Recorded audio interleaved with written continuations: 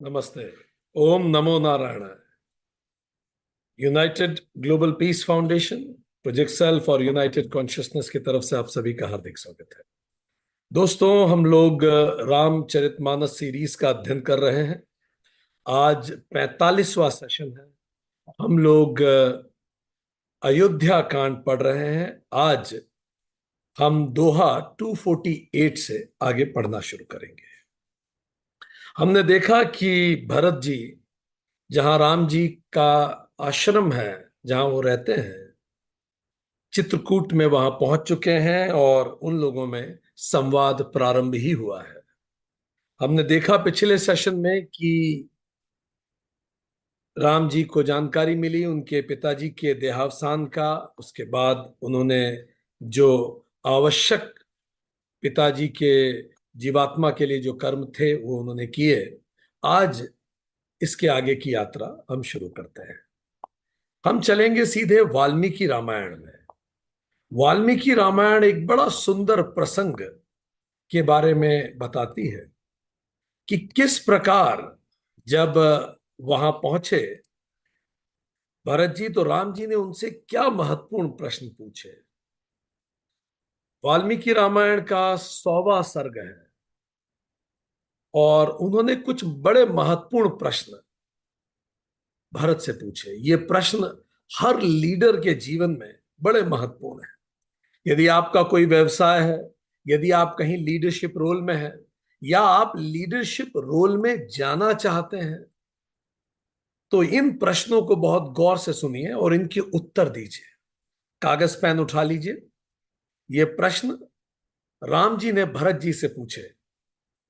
वो ये जान के संतुष्ट होना चाहते थे कि भरत जी राजकाज को चलाने में प्रवीण हैं और किन किन पहलुओं पे उन्हें ध्यान देना चाहिए एक देश को चलाने के लिए, एक ऑर्गेनाइजेशन को चलाने के लिए।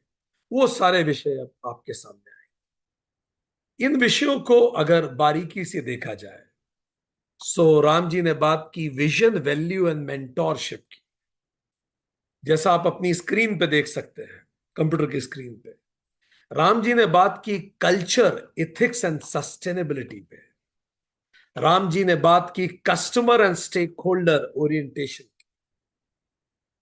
कि किसी भी ऑर्गेनाइजेशन में विजन बहुत महत्वपूर्ण है, वैल्यूज महत्वपूर्ण है, आप कैसे सबॉर्डिनेट को मेंटोर कर रहे हैं वो बड़ी महत्वपूर्ण है।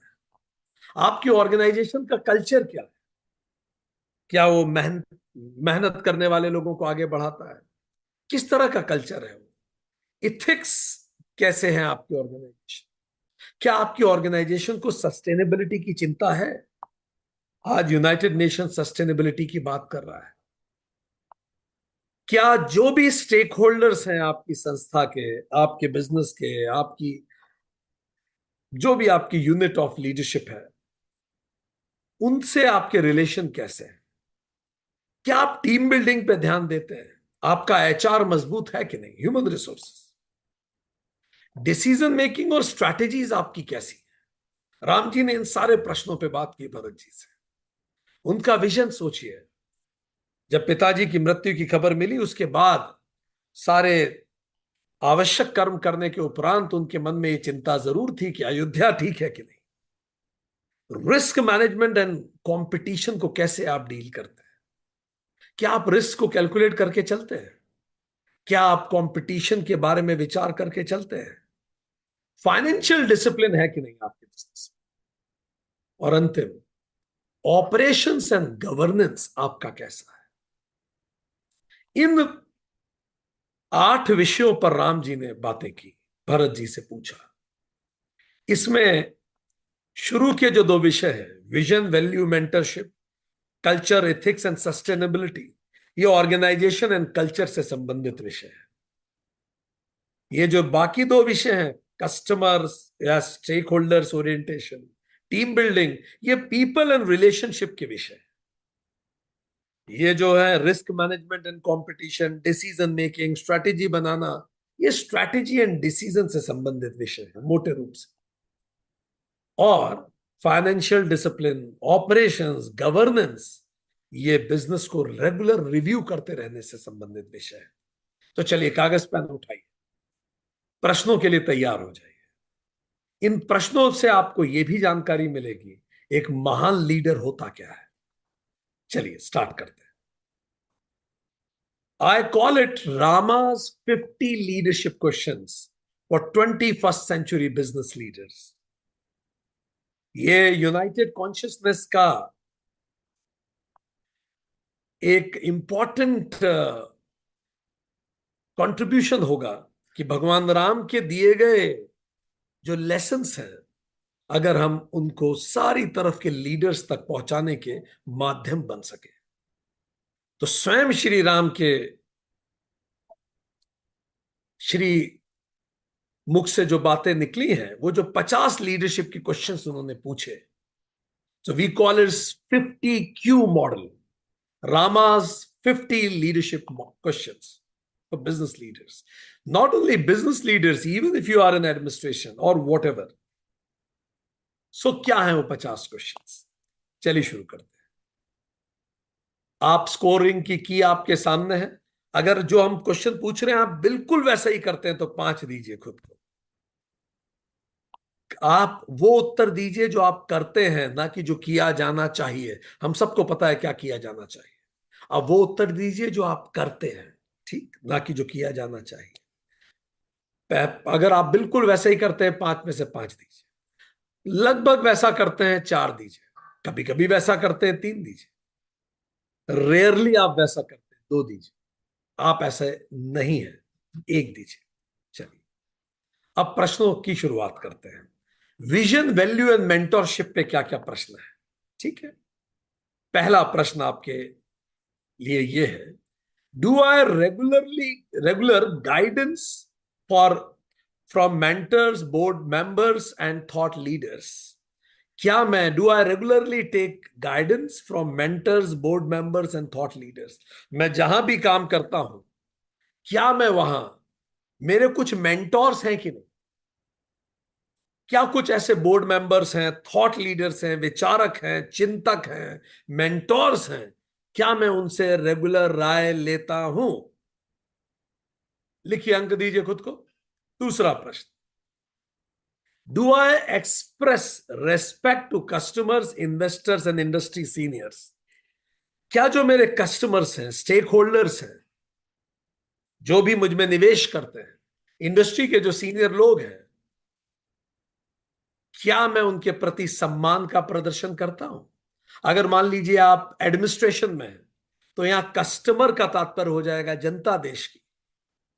अगर आप डॉक्टर हैं तो यहां कस्टमर का तात्पर्य पेशेंट से हो जाएगा। अगर आप हाउस होल्डर हैं तो यहां कस्टमर्स का तात्पर्य अतिथियों से हो जाएगा। आप अपने अनुरूप इन प्रश्नों का उत्तर देना चालू कीजिए। तीसरा, do I listen to experts in economics, strategy and technology? क्या मैं दुनिया में क्या चल रहा है, क्या तकनीक का विकास हो रहा है, उनके एक्सपर्ट्स के टच में रहता हूं क्या? एआई रिवॉल्यूशन आ गया है, क्या मैं उसके एक्सपर्ट्स के टच में हूं क्या? दुनिया की इकोनॉमी में क्या नया चल रहा है, क्रिप्टो करेंसी में क्या हो रहा है, क्या मैं इन सब चीजों के टच में हूं क्या? इसका मतलब मेरी फील्ड के जो भी लेटेस्ट हो रहा है, क्या उसके मैं रेगुलर एक्सपर्ट्स के टच में हूं? यस, नो लिखिए। आंसर मतलब अंक दीजिए 5 में से। चौथा प्रश्न, do people approach me fearlessly without honest feedback? क्या मेरे आसपास की मेरे सारे टीम मेंबर्स बिल्कुल निर्भीक होकर मुझे अपने मन की बात कह सकते हैं, जो भी उनका फीडबैक हो? सोचिए, क्या कर सकते हैं? अंक दीजिए। देखिए राम जी कितने महत्वपूर्ण प्रश्न पूछ रहे हैं। ये हम नहीं बोल रहे हैं, स्वयं श्री राम के श्रीमुख से हैं। बस हमने उसको 21वीं शताब्दी के हिसाब से थोड़ा सा ट्वीक किया है। Do I give rewards and recognition for elders, young talent and experts? क्या मेरे पास मेरी टीम में जो एल्डर्स हैं, यंग जो हैं और जो एक्सपर्ट्स हैं, उनको मैं रेगुलरली रिवॉर्ड देता हूं, रिकॉग्निशन देता हूं? जो लोग हाउस होल्डर्स हैं वो ऐसे पूछिए, क्या मैं मेरे घर में रहने वाले लोगों को रेगुलर अप्रिशिएट करता हूं, भले मुझसे छोटे हो, मेरे हम उम्र हो या मुझसे बड़े हो? अंक दीजिए, आगे बढ़ो। Next question, do I manage time across duties, work, profit and relationship? क्या मैं समय का प्रबंधन ऐसे करता हूं क्या कि समय कितना मुझे कार्य के लिए देना है, रिश्तों में कितना समय देना है, प्रॉफिट के लिए कितना समय देना है? क्या मेरा टाइम मैनेजमेंट इतना मजबूत है? अंक दीजिए। ये 6 प्रश्न हैं। आपका विजन क्या है? क्योंकि जब आप सीनियर से मिलते हैं, जब आप एक्सपर्ट से बात करते हैं, तो विजन बड़ा होता है। जब आप लोगों को रिकॉग्नाइज करते हैं, आप उन्हें मेंटोर करते हैं, आप उन्हें आगे बढ़ाते हैं। क्या हमारी ऑर्गेनाइजेशन में ऐसी वैल्यू है कि लोग फियरलेसली अपने मन की बात मुझसे कह सकते हैं? सोचिए। नेक्स्ट हेडिंग है culture, ethics and sustainability. Question number 7, are my CXOs and executive transparent and ethical? मेरी कंपनी के जो C लेवल एम्प्लॉइज हैं, या मेरे घर के जो सबसे महत्वपूर्ण सदस्य हैं, क्या वो पारदर्शी हैं, सबके लिए समान हैं उनके विचार, और क्या वो नैतिक रूप से उच्च हैं? क्या महत्वपूर्ण लोग नैतिक रूप से उच्च हैं और पारदर्शी हैं? हाँ या ना? अंक दीजिए 5 में से जितना आपको लगता है पारदर्शिता है। ठीक। राम जी देखिए कैसे कैसे प्रश्न पूछ रहे हैं। ये उन्होंने भरत से पूछे सदियों पहले त्रेता युग में। अंक अगला प्रश्न, are employ stress due to harsh rules and miss micro management? ऐसा तो नहीं है कि जो छोटे हैं मुझसे पद में, एम्प्लॉयज हैं जो मेरे, उनके प्रति मैं हार्श हूं नियम कायदों से, और माइक्रो मैनेजमेंट हर चीज पे टोका टाकी में कर रहा हूं? ऐसा तो नहीं हो रहा हमारे यहाँ। जरा देखिए तो, कई ऑर्गेनाइजेशन में होता है, सुबह फिर बोला हाँ भाई, बंदे ने बोला, आपने उसे काम दिया, उसने बोला मैं 4 दिन में कर दूंगा, आपने बोला हाँ कर देना। अब रोज सुबह शाम हम पूछ रहे हैं हुआ कि नहीं भाई, क्या स्टेटस है, क्या स्टेटस है? इसको माइक्रो मैनेजमेंट कहते हैं। चलिए आगे बढ़े। Do I exploit customers and employees for profit and face backlash? क्या मैं कस्टमर्स एंड एम्प्लॉयज को एक्सप्लॉइट तो नहीं करता? मैं, कोई परेशान है, उसको जरूरत है तो मैं दाम बढ़ा देता हूं, कहीं ऐसा तो नहीं कर रहा मैं बहुत ज्यादा? एक्सप्लॉइटेटिव स्ट्रेटेजीज तो नहीं है मेरी एम्प्लॉयज के साथ भी। कई कंपनीज में एम्प्लॉयज के साथ बड़ी एक्सप्लॉइटिंग है। अभी हमने कंपनी में सुना व्यक्ति कमिटेड सुसाइड, इतना प्रेशर हो गया। अभी एक कंपनी के बारे में सुनने आया कि किसी की मदर एक्सपायर हो गई, और सीनियर कह रहा है, बॉस कह रहा है, अरे ये तो होता रहता है, तुम काम पे आओ। कहीं इस प्रकार का अधर्म तो नहीं चल रहा? राम जी पूछ रहे लक्ष्मण से कि तुम्हें तो नहीं पता, पर तुम्हारे नीचे कहीं ऐसा तो नहीं हो रहा? आगे देखें। Do I express gratitude to mentor senior leaders and clients? क्या तुम रेगुलरली तुम्हारे जो मेंटोर्स हैं उनके प्रति ग्रेटिट्यूड दिखाते हो, बोलते हो, बताते हो? तुम्हारे सीनियर्स के प्रति आप बताते हो कि नहीं, कॉल करके मिल के, कि उनका बड़ा योगदान है? क्लाइंट्स को के प्रति ग्रेटिट्यूड आप शो करते हैं कि नहीं? सोचिए, food for thought. Question number 44, sorry question number, next question is तो 6 पहले थे, और ये क्वेश्चन नंबर 11 होगा overall. Do I maintain balance between earth and धर्म? कहीं ऐसा तो नहीं है कि प्रॉफिट के चक्कर में वैल्यूज कॉम्प्रोमाइज हो रही हैं, कुछ भी कागज पे कर दिया जा रहा है? ऐसा तो नहीं हो रहा मेरी इंडस्ट्री में, ऐसा तो नहीं हो रहा मेरी ऑर्गेनाइजेशन? राम पूछ रहे हैं भरत से, ऐसा तो नहीं हो रहा तुम्हारे यहां कि तुम अर्थ बढ़ाने के चक्कर में धर्म को कॉम्प्रोमाइज तो नहीं कर रहे? 12वां प्रश्न, does my knowledge promote humility and virtue in my organisation? क्या जो मेरा ज्ञान है, मेरा विचार है, मेरा होना है, उससे ऑर्गेनाइजेशन में ह्यूमिलिटी बढ़ रही है क्या, और मूल्य आधारित बन रही है क्या? क्या मेरा स्वयं का चरित्र, मेरा व्यवहार, मेरी सोच, मेरी बात करने का तरीका, क्या ऑर्गेनाइजेशन में ह्यूमिलिटी बढ़ाता है क्या? कहीं मैं ज्यादा टशन में तो नहीं रहता?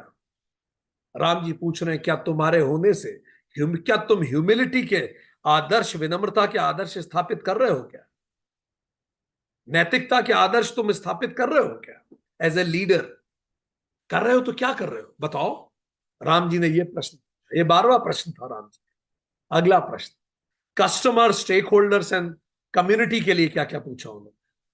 अगला question number 13, is my organisation financially strong and stable? क्या आपकी संस्था जो है आर्थिक रूप से मजबूत और स्थिर है?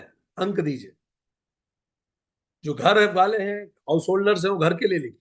अगला next question, are my customers and partners happy with me? क्या मेरे पार्टनर्स, मेरे कस्टमर्स मुझसे बड़े प्रसन्न हैं? अगर मैं सिविल सर्वेंट हूं तो क्या जनता प्रसन्न है मुझसे? लिखिए। पार्टनर्स मींस एलाइड ऑर्गेनाइजेशन जिनके साथ में काम कर रहा हूं। आगे बढ़े। तीसरा क्वेश्चन इस कैटेगरी में, do I ensure stakeholders gain and protect them from losses? क्या मैं ये ध्यान रखता हूं कि जितने लोगों का स्टेक मुझ में लगा है उनमें से किसी को किसी प्रकार का लॉस ना हो? हर व्यक्ति जो मुझसे जुड़ा हुआ है, क्या मैं सोचता हूं उनके बारे में कि उनको मुझसे फायदा हो रहा है कि नहीं हो रहा? क्या ऐसे मेरे विचार हैं? या फिर मैं ये सोचता हूं मुझे कितना मिल रहा है फाइनली? क्या मैं बैठ के इस पे भी विचार करता हूं? राम जी कह रहे हैं, भरत तुम ऐसा करते हो कि नहीं? अगला चौथा question, do I balance work life and assure family security for employees? क्या मैं ये भी एश्योर करता हूं कि मेरे एम्प्लॉइज का वर्क लाइफ बैलेंसिंग डिस्टर्ब तो नहीं हो रहा? कहीं मैं उन्हें रात बिरात बुलाता तो नहीं हूं बिना काम के? क्या मैं उन्हें अननेसेसरी बार बार छोटी छोटी चीजों पे फोन तो नहीं लगाता? क्या मैं उनका वर्क लाइफ डिस्टर्ब तो नहीं कर रहा? क्या मैं उनकी परिवार की सुरक्षा का ध्यान रख रहा हूं कि नहीं रख रहा? राम जी कह रहे हैं, भरत तुम कर रहे हो कि नहीं? पांचवा प्रश्न है, do I follow sustainable business and ESG practices? क्या सस्टेनेबल है? तुम ऐसा काम तो नहीं कर रहे हो जिससे वातावरण खराब हो रहा है, जिससे सब चीजें बिगड़ रही है, बस मेरा घर भरा रहे, बाकी सब से कोई फर्क नहीं पड़ता? ऐसा तो नहीं चल रहा तुम्हारे यहाँ? तुम सस्टेनेबल हो ना? जिस कॉलोनी में रहते हो, तुम्हारे साथ तुम दूसरों का भी उत्थान ही हो रहा है ना? किसी का नुकसान तो नहीं हो रहा तुम्हारे कारण? ऐसी इंडस्ट्री तो खोल के नहीं बैठे कि तुम्हें फायदा है बाकी सबको नुकसान हो रहा हो उससे। Does the business community and society wish my company well? क्या लोग मेरे बारे में अच्छा कह रहे हैं? क्या लोग, society, do they think well about me? ऐसा है क्या? अंक दीजिए खुद को। चौथा parameter, team building and human resource management. Ram ji ने अगला प्रश्न, तो ये कितने हो गए? 18 क्वेश्चन हो चुके हैं, 19 question. Is my leadership team courageous, capable and strategic? ये जो मैंने मेरी टीम बना रखी है लीडरशिप की, क्या वो करेजियस है निर्णय लेने के लिए? क्या वो कैपेबल है निर्णय लेने के लिए? कैपेबिलिटी अलग है, करेज अलग है। कैपेबल भी है और करेज है कि नहीं उनमें? और वो स्ट्रैटेजिक सोच पाते हैं कि नहीं? क्या ऐसे लोग हैं क्या? अगर कोई भी बड़ी इंडस्ट्री खड़ी करनी है, ये मस्ट चेकलिस्ट है। किसने बताई? भगवान राम ने। कब बताई? त्रेता युग में। आगे बढ़ते हैं। Do I prioritise voice individuals over crowd? क्या 50 लोगों की राय के ऊपर मैं एक विद्वान की राय को रखता हूं कि नहीं रखता? कि ऐसा तो नहीं मैं कान का कच्चा हूं? मैं राय, विद्वानों की राय को ज्यादा महत्व देता हूं कि नहीं भीड़ की राय की तुलना में? अगर मुझे बड़ा करना है तो ये करना पड़ेगा। राम जी पूछ रहे हैं, तुम ऐसा करते हो? Have I assigned role based on competence? क्या सही व्यक्ति को सही काम पे लगाया है भरत तुमने? जिसको, जो आउट गोइंग है उसको वैसा काम दिया है, जो इंट्रोवर्ट है उसको वैसा काम दिया है? योग्यता अनुरूप काम दिया है क्या तुमने? हम चकित थे जब हमने ये सब पढ़ा। हर बार जब हम रामायण पढ़ते हैं हमारा मन करता है घुटनों पे बैठ के उस परमात्मा को धन्यवाद दें। जीवन का कौन सा पहलू छोड़ ही दिया है?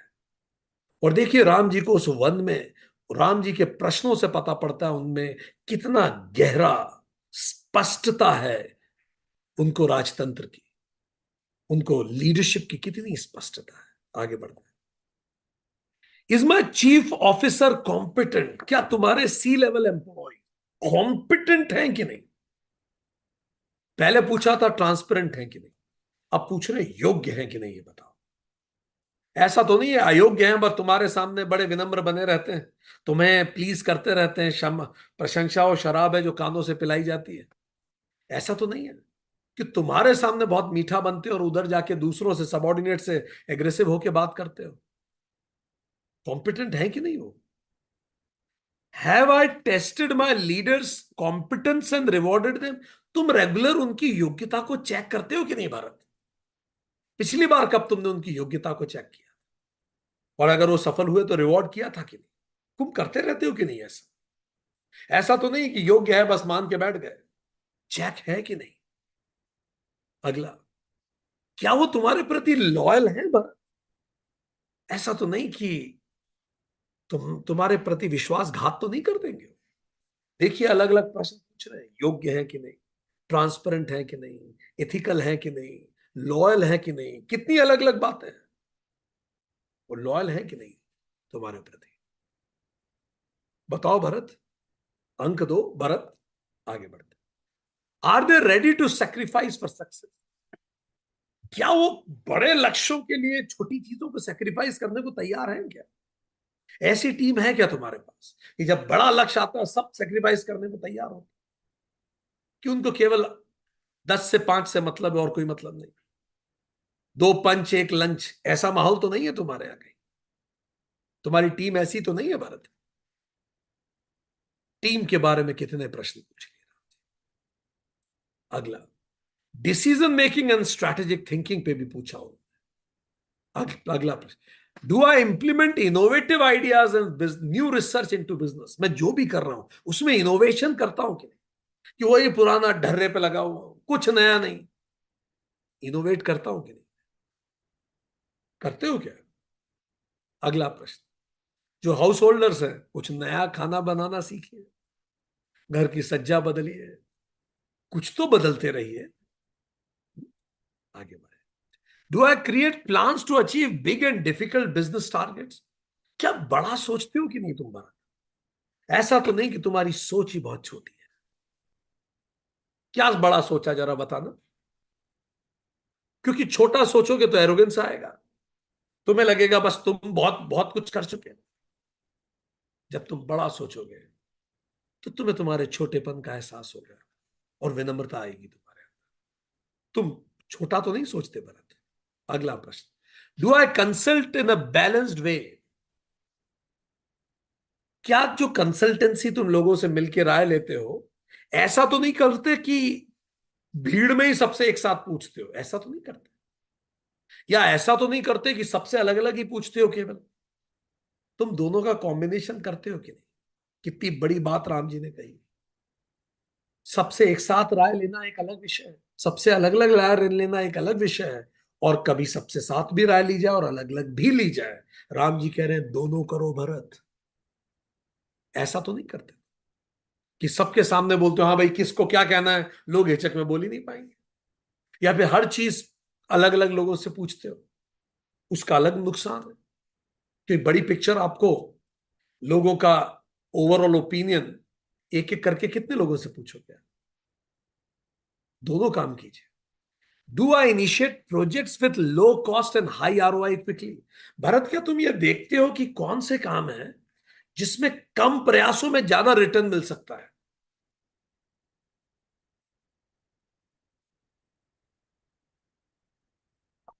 वो प्रयास करते हो कि नहीं?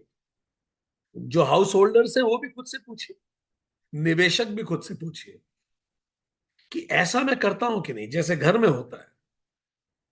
देर are some languages of love, हमने पहले भी बताया। आप वो भाषा बोले तो सामने वाले पे जल्दी असर होता है, तुरंत उसका रिश्ता खुलता है, रिश्ता अच्छा होता है। क्या तुम ऐसा करते हो क्या?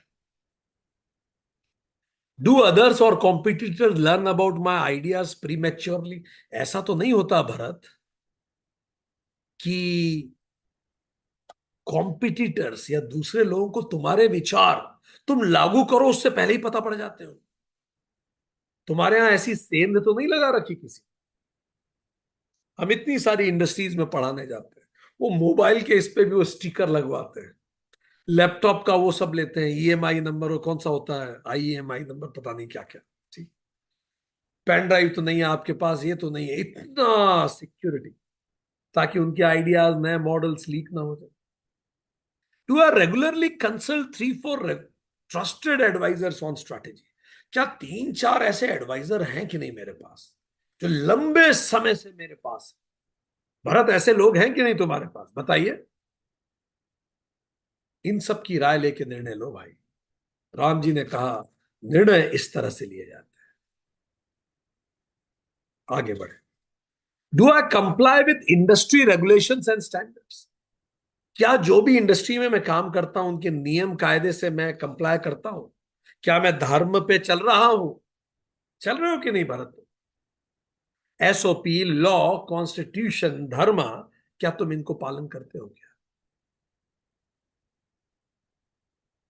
अब बात करेंगे risk management, market intelligence and competition की। Bharat, does your team anticipate competitor move in time? इससे पहले कि कॉम्पिटिटर कुछ करे, तुम आकलन कर लेते हो क्या? जैसे शतरंज का खेल होता है, तुम समझ जाते हो क्या पहले से ही कॉम्पिटिटर क्या करने वाला है, और उस अनुरूप अपनी स्ट्रेटेजी को रिफाइन कर पाते हो क्या? अगर कर रहे हो, सही कर रहे हो भरत, बहुत अच्छा। ऐसी दूरदर्शिता होनी चाहिए। Are my PR heads and brand ambassador reliable and skilled? क्या जो एम्बेसडर्स हैं, राजदूत हैं, जो तुम्हारे रिप्रेजेंटेटिव्स हैं, वो योग्य और विश्वसनीय है कि नहीं है? उन्हें उनका काम आता है कि नहीं आता? पता पड़ा तुम्हें कुछ और ही रिप्रेजेंट कर रहे हैं, तुम कहना क्या चाहते हो वो कह कुछ और रहे जाके। क्या ऐसे लोग हैं कि नहीं जो तुम्हें रिप्रेजेंट कर रहे हैं? कितनी महत्वपूर्ण बात है, बहुत कीमती बात है। Who are your ambassadors, who are representing? Do I invest in market research and business intelligence? क्या आप इसमें निवेश कर, दुनिया भर की कंपनी अरबों रुपए इन्वेस्ट कर रही है। I know many people, I know many organisation, बड़ी बड़ी मल्टीनेशनल्स, अरबों का बजट बना के एआई रिसर्च में उन्होंने इन्वेस्ट। इसीलिए आजकल आप पढ़ ही रहे हैं, ले ऑफ, 10,000 इसने हटा दिए, 15,000 उसने नौकरी से निकाल दिया, क्योंकि एआई की रिसर्च उन्हें बता रही कि ये बिना लोगों के करा लो। Do I avoid miss do I avoid under estimating competitors? मैं ऐसा तो नहीं करता कि अपने कॉम्पिटिटर्स को बड़ा अंडर एस्टिमेट करते हो भरत, ये गलती तो नहीं कर रहे कहीं तो, एरोगेंस में? Do I keep away the toxic people and negative thinking? ये जो नकारात्मक लोग हैं, जो टॉक्सिक लोग हैं, उनसे खुद को दूर रखते तो हो कि नहीं भरत? ये कर रहे हो कि नहीं कर रहे? इज माई कैपिटल, मतलब हेडक्वार्टर, इंफ्रास्ट्रक्चर, डिजिटल असेट्स, सब सुरक्षित हैं कि नहीं? है कि नहीं भरत? सारा असेट, मेरी डॉक्यूमेंट्स, मेरे सब कुछ इंडेक्स प्रॉपर है कि नहीं, जैसे आईएसओ में होता है? सब ऐसा है कि नहीं भरत? राम जी कितनी डिटेल में पूछ रहे हैं, वहीं जंगल में पूछ डाले प्रश्न उन्होंने। अगला प्रश्न, तो कितने प्रश्न हो गए? 36, 6 into 6, 36 क्वेश्चन हो गए। आई थिंक 36 ही हो गए। यस, आगे बढ़ते हैं। Do I learn more than what I spend? Do I earn, जितना तुम कमाते हो उससे ज्यादा खर्च तो नहीं कर देते भरत? ऐसा तो नहीं हो रहा? Is my wealth safe from misuse and prevented from falling into wrong hands? तुम्हारा जो वेल्थ है, कैपिटल है, ये मिसयूज तो नहीं हो रहा? गलत हाथों से में तो नहीं पड़ गया है कहीं? चेक करते हो? Do I spend money correctly? क्या तुम सही जगह पैसा लगा रहे हो क्या? सीएसआर में कुछ करते हो क्या? एम्प्लॉय वेलफेयर में कुछ करते हो क्या? समाज सेवा के लिए तुम करते हो क्या, कि केवल खुद के कमाने के लिए ही रखा है सब कुछ? सही जगह मतलब ये जगह है। क्या तुम समाज के लिए कुछ कर रहे हो कि नहीं उस पैसे से, कि केवल राजकोष भर रहे हो अपना? धन की 3 ही गति होती है, दान, भोग और नाश। धन का नाश ना हो, हमारा तो नाश हो ही जाएगा। फिर अगला, are employ never punished without proper investigation? कभी ऐसा तो नहीं हुआ किसी व्यक्ति को बिना प्रॉपर इन्वेस्टिगेशन किए सजा मिल गई हो भरत? ऐसा तो नहीं हुआ तुम्हारे यहाँ? Are wrongdoers not let go due to bribery and influence? ऐसा तो कहीं नहीं हो रहा तुम्हारे यहां कि जो गलत कर रहे हैं वो ब्राइबरी करके छूट जा रहे हैं, रिश्वत देके बच रहे हैं, या फिर अपने प्रभाव का इस्तेमाल करके बच जा रहे हैं। भरत, ऐसा तो नहीं हो रहा कहीं? कहीं तुम्हारी कंपनी में ये स्थिति तो नहीं है? हर सीईओ को एक क्वेश्चनियर भरना चाहिए। सोचिए, are disputes judged fairly without bias towards rich और पुअर? क्या डिस्प्यूट्स को फेयरली जज किया जाता है क्या, विदाउट बायस? विदाउट बायस जज हो रहा है कि नहीं? अमीर हो या गरीब हो, क्या निर्णय निष्पक्ष होता है तुम्हारे यहां? रिसोर्सफुल हो या रिसोर्सलेस हो? आठवां, last, operations and governance and infrastructure. Is my organisational strategy safe from leaks? क्या मेरी स्ट्रैटेजीज जो है वो लीक तो नहीं हो जाती? Strategies, are my strategies kept secret until fully executed? क्या मेरी रणनीति सीक्रेट रहती है जब तक मैं उसको लागू ना कर दूं? Are employees paid on time including bonuses and incentives? क्या तुम्हारे यहां सबको टाइम पे तनख्वाह मिलती है, बोनस मिलता है, इंसेंटिव मिलता है? ऐसा है कि नहीं? Do I meet the public regularly? क्या मैं मेरे कस्टमर से, एम्प्लॉय से रेगुलर मिलती हो कि नहीं, कि बस कैबिन में जाके बैठे रहते हो बस? Are my office plant supply chains well equipped? क्या टेक्निकली सब इक्विप्ड है पूरा? लेटेस्ट टेक्नोलॉजी है तुम्हारे पास, तुम्हारे प्लांट में, ऑफिस में, सप्लाई चेन में? Are my actions practical and result oriented? क्या तुम्हारे एक्शंस प्रैक्टिकल हैं, रिजल्ट ओरिएंटेड काम हो रहा है कि तुम्हारे, कि बस हवा में बातें हैं? जब आप इन सारे प्रश्नों को भरेंगे, टोटल 50 प्रश्न है ये, कहीं कहीं छह छह हैं, कहीं कहीं सात हैं, तो आपको टोटल 50 प्रश्नों पे दो, 5 पे अंक देना है, 250 टोटल अंक है। आप कैलकुलेट करने की स्थिति में हैं क्या, तो कैलकुलेट कर लीजिए। Oh my God, somebody really calculated here itself, which is nice. 187. 187 strong but needs refinement in some areas. अच्छा है, पर कई एरियाज में रिफाइनमेंट बहुत जरूरी है। ठीक, अंक देते जाइए। परफेक्ट। अगर आप इसको, हॉर्वर्ड ने एक रिसर्च की थी 2006, माइकल पॉटल एंड नितिन नोहरिया ने 2006 में रिसर्च की थी कि दुनिया भर के सबसे बड़े सीईओज अपना समय कहां देते हैं। आप देख लीजिए, वही राम जी कह रहे हैं, ध्यान दीजिए। पीपल एंड रिलेशनशिप में 25%। याद कीजिए राम जी ने जो 4 प्रमुख क्षेत्रों में समय दिया। फंक्शन एंड बिजनेस रिव्यू पे 25% समय देते हैं दुनिया के सबसे बड़े सीईओ। 16% समय ऑर्गेनाइजेशन एंड कल्चर में देते हैं।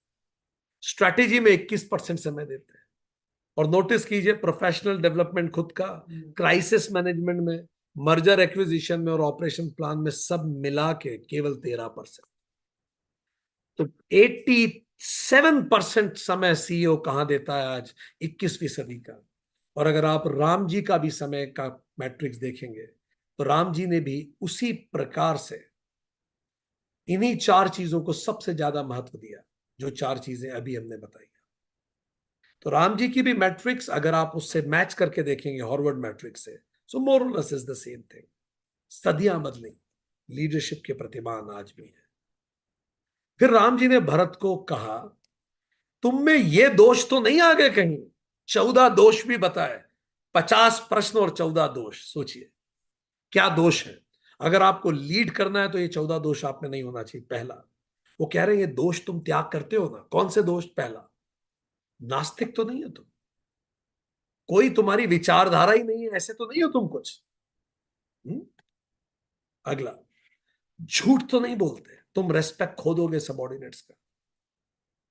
जिस दिन उन्हें लग गया कि your walk and talk are different, मुश्किल हो जाएगी। क्रोध तो नहीं है तुम में, बहुत बहुत नाराज तो नहीं होते तुम।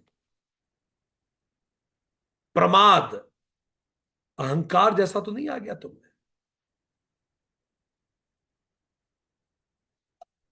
दीर्घ सूत्रता, कामों को लंबा जानबूझ के तो नहीं खींचते, या फिर स्वभाववश तुम्हारी लेजीनेस के कारण काम लंबे खींच रहे हैं, योजनाएं लंबी लंबी चल रही है, ऐसा तो नहीं हो रहा तुम्हारे साथ। ऐसा तो नहीं है कि तुम ज्ञानियों के साथ नहीं रहते क्योंकि ज्ञानियों के साथ तुम इनसिक्योर फील करने लगते हो, ऐसा तो नहीं हो रहा तुम्हारे साथ। तुम अपने से बेहतर लोगों के साथ उठते बैठते हो कि नहीं? आलस तो नहीं है तुम में बहुत? ये राम जी कह रहे हैं ये है तो लीडरशिप नहीं होगी। आलस तो नहीं है तुम में? नेत्र पांच इंद्रियों से वशीभूत तो नहीं होते? तुम नेत्र आदि पांच इंद्रियों से वशीभूत तो नहीं हो कि स्किन चाह रही है सो जाओ तो लेटे ही हुए हैं, आंख कह रही है सीरियल देख रहे हैं, रील देख लें तो उसी में लगे हुए हैं, कान वो सुनना चाह रहे हैं जो उसी में लगे हुए हैं, ऐसा तो नहीं हो रहा तुम्हारे साथ? ये इंद्रियां तुम्हें लक्ष्य से दूर तो नहीं ले जाती कहीं? राज कार्य में अकेले ही विचार तो नहीं करते बस मैं जो सोचता हूं बस वही मेरा वचन ही शासन है, ऐसा तो विचार नहीं है तुम्हारा। तुम राय लेते हो कि नहीं लोग? प्रयोजन को न समझने वाले विपरीत दर्शी मूर्खों से सलाह तो नहीं लेते तुम? जो तुम्हारा विजन नहीं समझ रहे ऐसे मूर्ख तो नहीं है तुम्हारे आसपास, तुमसे सलाह तो नहीं ले रहे? निश्चित किए गए कर्मों को शीघ्र प्रारंभ नहीं करते, ऐसा तो नहीं है कि बैठ के डे ड्रीमर हो, निश्चित कर रहे हो और चालू कर कुछ नहीं रहे हो, सोच दुनिया भर का रहे हो, ऐसा तो नहीं कर रहे तुम? गुप्त मंत्रणा को सुरक्षित न रखकर प्रकट तो नहीं कर दे रहे? अपनी अपनी तारीफ करते हुए तुम ऐसा तो नहीं कर रहे कि गुप्त बातें भी प्रकट तो नहीं कर देते? या किसी इंटॉक्सिकेशन के कारण तुम्हारे मुंह से निकल तो नहीं जाता ऐसा? मांगलिक कार्य अनुष्ठान ये सब नहीं कर रहे हो, ऐसा तो नहीं है? उत्साहवर्धन कर रहे हो कि नहीं चीजों का, या मांगलिक कार्य बिल्कुल नहीं करते? सारे शत्रुओं पे एक साथ चढ़ाई तो नहीं कर देते तुम हिटलर की तरह? इसलिए तो हिटलर मारा गया, सारे फ्रंट एक साथ खोल दिए। राम जी ने भरत से कहा इस ये सब तो नहीं आ गया तुम्हें? सोचिए, लीडरशिप के 50 क्वेश्चंस, 14 डोंट्स, जंगल में पहली मुलाकात में बोले। राम से बेहतर राजा कौन हो सकता है? क्या क्लैरिटी है उन्हें। आगे बढ़ते हैं। आई एम श्योर आपके पास आपका कैलकुलेशंस होंगे। Let's go further about it. अब जब राम जी ने इतनी सारी बातें भरत जी से करी पूछी, आगे चलते हैं। शुद्ध सो भय साधु सम्मत अस तीरथ आवाहन सुर सरी जस, शुद्ध भय दुई बासर बीते बोले गुर सन राम पीरीते। वे भगवान श्री राम फिर शुद्ध हुए, स्नान स्नान हुआ। अब राम जी का शुद्ध होना, साधुओं की ऐसी सम्मति है कि उनका शुद्ध होना वैसा ही है जैसे तीर्थों के आह्वान पर गंगा जी शुद्ध होती हैं। जब शुद्ध हुए 2 दिन बीत गए तो राम जी की प्रीति के साथ, गुरु जी के साथ, राम जी ने प्रीति से गुरु जी से बात। कितनी सुंदर बात है। राम जी गंगा नहा के, या राम जी गंगा नहा ले, अगर हम ऐसा कहें कि राम जी नदी में नहा के शुद्ध हुए, तो ये वैसा है कि नदी शुद्ध हुई राम जी के नहाने से कि गंगा की राम जी शुद्ध हुए नदी में नहाने से? राम जी ने यहां तो गंगा स्नान नहीं किया, पर उदाहरण के तौर पर ये बिल्कुल वैसा है कि जब गंगा प्रयागराज से निकलती है तो कौन किसको शुद्ध कर रहा है? प्रयागराज गंगा जी को शुद्ध कर रहे हैं या गंगा जी से प्रयागराज शुद्ध हो गए? ऐसी बात है राम जी का शुद्ध होना। नाथ लोग अब राम जी ने क्या कहा गुरु जी से, गुरु वशिष्ठ से? नाथ लोग अप निपट दुखारी, कंद मूल फल अम्बु आहारी, सानुज भरत सचिव सब माता, देखी मोही फल जिमि जुग जाता। हे नाथ, सब लोग यहां बड़े परेशान हो रहे हैं, कंदमूल खाने पड़ रहे हैं, सब महलों से आए हैं, फल खा रहे हैं, कंदमूल खा रहे हैं, जल का आहार कर रहे हैं। अब भाई शत्रुघ्न सहित भरत जी को, माताओं को देखकर मुझे बहुत दुख हो रहा है इस परेशानी की, वो योग्य नहीं है। कहां आप इन जंगल में सब पड़े हुए, ये जंगल में थे ना, पूरी इतनी जनता रुकी हुई है, मुझे एक एक पल युग जैसा लग रहा है मुझे, मेरा मन नहीं कर रहा कुछ खाने का, मेरा कुछ मन नहीं कर रहा। राम जी ने कहा सब समेत पुर धारिय पाऊ, आप यहाँ अमरावती राऊ, बहुत कहेऊ सब कहू ठिठाई, उचित होई तस करई गुसाई। इसीलिए राम जी ने हाथ जोड़ के कहा कि प्रभु, मेरा निवेदन है, आप सब अब अयोध्या पधारिए, और अयोध्या के राजा यहां हैं तो अयोध्या तो सुन। मैंने बहुत कह डाला, गुरु को उन्होंने हाथ जोड़ के बोला मुझे माफ कर दीजिए, मुझे नहीं कहना चाहिए, मैं छोटा हूं आपसे, मैं शिष्य हूं आपका, पर मैं हाथ जोड़ के विनती करता हूं, मुझसे नहीं देखा जा रहा, आप लोग पधारिए, माताएं यहां हैं। तो राम जी ने उन्हें रिक्वेस्ट किया।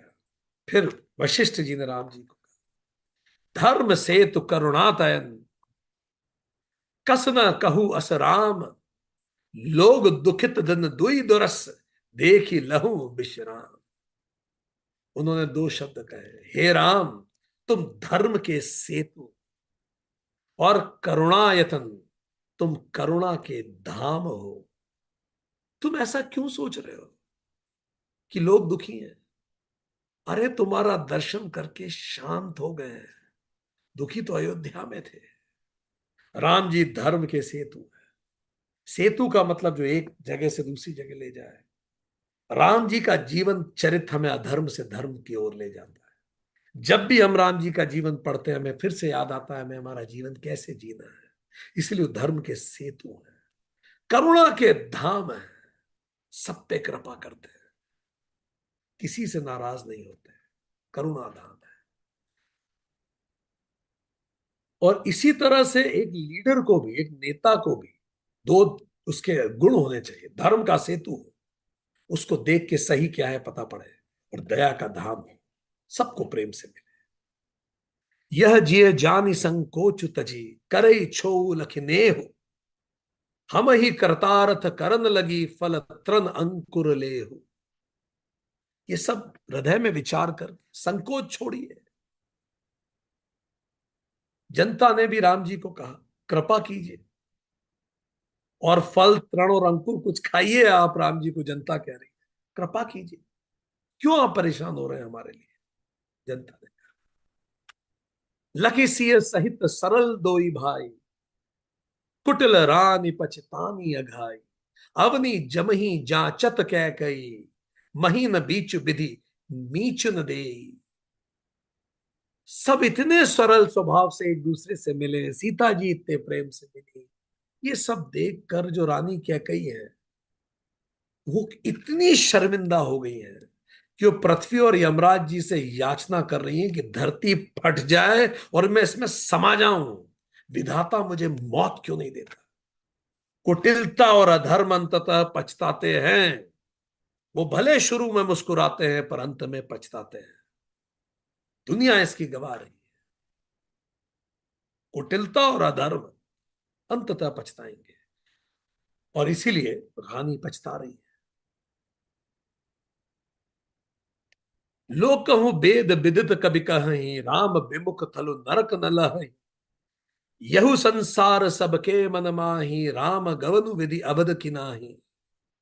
लोक में और वेद में यह बात प्रसिद्ध है, और ज्ञानी भी यही बात कहते हैं। आम लोग भी कहते हैं, वेद भी कहते हैं, ज्ञानी भी कहते हैं, जो श्री राम से विमुख है उसे तो नरक में भी जगह नहीं मिलेगी। सबके मन में संदेह हो रहा था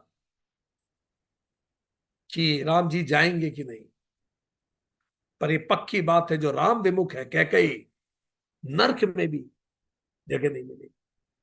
हमें हमारे कर्मों को यही भोग के जाना पड़ता है। जो धर्म विमुख है उन्हें नरक में भी जगह नहीं मिलेगी। आप अधर्म कीजिए, आपको कहीं जगह नहीं मिलेगी, न इस लोक में न उस लोक में आप खुश रह पाएंगे। मैटर ऑफ टाइम है, आप डरे हुए रहेंगे क्योंकि आपने गलत किया है, और जो गलत करता है वो डरा हुआ रहता ही है। डर रहेगा, आप आगे बढ़ेंगे। निसी न नींद नहीं भूख दिन भरत बिकल सुच सोच, नीच कीच बिच मगन जस मीन ही सलिल संकोच। भरत जी को ना तो रात में नींद आ रही है, न दिन में उन्हें भी भूख लग रही है। वे ऐसी सोच में विकल है जैसे तल के कीचड़ में डूबी हुई मछली को जल की कमी से व्याकुलता में होती है। जैसे कीचड़ में कोई मछली फंस जाए, तरलता तो है पर जल नहीं है ज्यादा, उसे व्याकुलता हो। तो राम जी का भी मन नहीं लग रहा, भरत जी का भी मन नहीं लग रहा। राम जी चाह रहे हैं लोग पधारे, सब जनता चाह रही है रुक जाएं, भरत जी तो अनमने हो ही रहे हैं। गुरु पद कमल प्रणाम करी बैठे आए सुपाई, विप्र महाजन सचिव सब जुरे सभा सदाई। अब राम भरत जी गए, गुरु जी के पैरों में प्रणाम करके बैठ गए। उस समय सभी ब्राह्मण महाजन मंत्री सब आके बैठ गए। अब भरत जी विषय पे बात करना चाहते, विषय पे बातचीत चालू हुई जिसलिए आए थे। पर जब ये विषय पे बातचीत चालू हुई, भरत जी ने अपनी बात रखी। वहीं एक मंत्री थे, याद कीजिए, मंत्री पहले भी आए हैं। वो मंत्री आए, उन मंत्री का नाम है जबाली। जबाली जो मंत्री हैं, ये मंत्री दशरथ जी के दरबार के मंत्री हैं। देखिए दशरथ जी कितने अलग अलग विचारों के मंत्री रखते हैं। 108वां सर्ग में जबाली आया। अब जबाली के प्रश्न देखिए राम जी से क्या पूछे हो, सभा में देखिए क्या पूछ रहे हो, बड़े महत्वपूर्ण प्रश्न। आपको त्रेता में कलयुग के दर्शन न करा दें जबाली, तो नाम कहिएगा इनका। ठीक। तो जबाली ने क्या कहा राम जी को, वहीं सबके सामने, संसार में कौन पुरुष किसका बंधु है, किससे किसको पाना है। जीव अकेले ही जन्म लेता है, अकेले ही नष्ट हो जाता है। कहां लगे हैं आप, कौन किसका भाई, कौन किसकी बहन, कौन माता पिता। हम पैदा हुए अकेले, पैदा हुए मर जाना है। अकेले आए अकेले गए। आपने चुने थे क्या भाई बहन, मिल गए बाय चांस। आपने चुने थे क्या माता पिता, मिल गए बाय चांस। काय का बंधु, कौन बंधु, अकेले आए अकेले जाना है। इसीलिए श्री राम जी जो ये इस सब में फंसता है, वो आदमी समझदार नहीं होता। यहां किसी का कुछ नहीं है, क्षण भंगुर जगत है ये। जैसे कोई मनुष्य दूसरे गांव में जाते समय बाहर किसी धर्मशाला में रुक जाता है, बस ये पूरा जीवन ही धर्मशाला है। यहाँ रुकिए, खाइए पिए और रवाना हो जाइए। क्या दम है, क्या दम है यहाँ। माता पिता, घर धन, ये सब आवास है, कुछ समय की बात है। इससे आसक्ति क्या कि पिताजी ने कह दिया तो मुझे पिताजी के लिए करना। अरे ये तो चांस की बात है। वो कह रहे हैं दशरथ आपके कोई नहीं थे और आप भी उनके कोई नहीं हो। वो दूसरे व्यक्ति थे, आप दूसरे व्यक्ति हो। पिता होने में उनकी क्या भूमिका है। पिता तो केवल जन्म का निमित्त कारण होता है। जब माता गर्भ के लिए तैयार होती है, तब पिता का वीर्य माता के रज से मिलकर तो बच्चे का पैदा जन्म हो जाता है। इसमें कौन सी बड़ी बात है, मैकेनिकल प्रोसेस है, बायोलॉजिकल प्रोसेस है। उससे आप पैदा हो गए, इसको इतनी गंभीरता से क्यों ले रहे हैं। पिताजी के वचन, ये सब कौन सी बातें आप कर रहे हैं, कहां लगे हैं। बायोलॉजी है। राजा को जहां जाना था वो चले गए। हर व्यक्ति को वहीं जाना है अंत। आप क्यों परेशान हो रहे हैं, जिनको जाना था वो चले गए। जिनको जीना है वो तो जिए। जो चले गए उन मरे के साथ कौन मरा है भाई। जो जो मनुष्य प्राप्त हुए अर्थ का परित्याग करके धर्म परायण हुए हैं, उनके लिए मैं बड़ा दुखी रहता हूं। अरे ये धरती है, भोगने के लिए भोगिए। अब आपको इतना पैसा मिला है, उस अर्थ का परित्याग करके धर्म में लगे हुए हैं, क्या लगा है।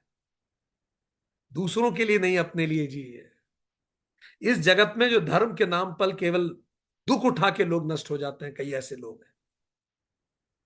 जितने श्राद्ध हैं, जितने पितर हैं, ये मुझे बताइए, श्राद्ध का दान पितरों को कभी मिलता है, किसने देखा।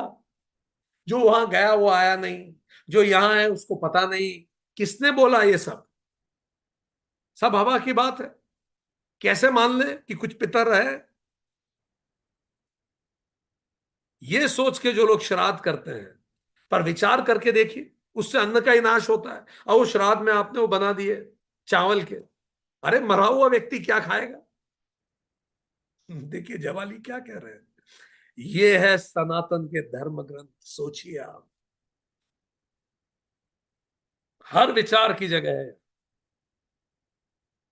ये रामायण पढ़ रहे हैं। अरे मरा हुआ मनुष्य क्या खाएगा, जबाली ने कहा। वो तो गए, क्या बना रहे हैं आप उनके लिए।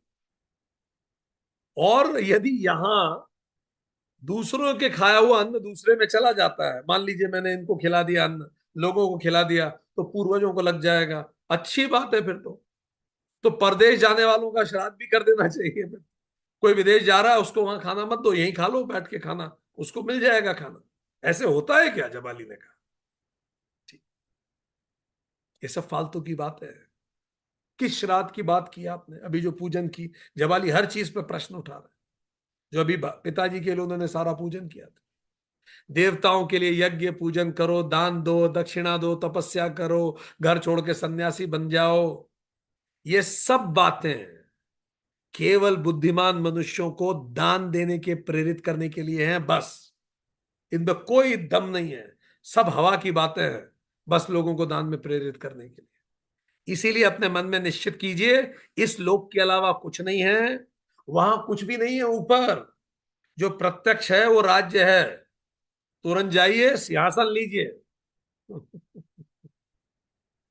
ये थे जवाली के शब्द। इसीलिए जाइए और अपना अभिषेक कराइए।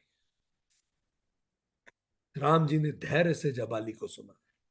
यह है सनातन पद्धति।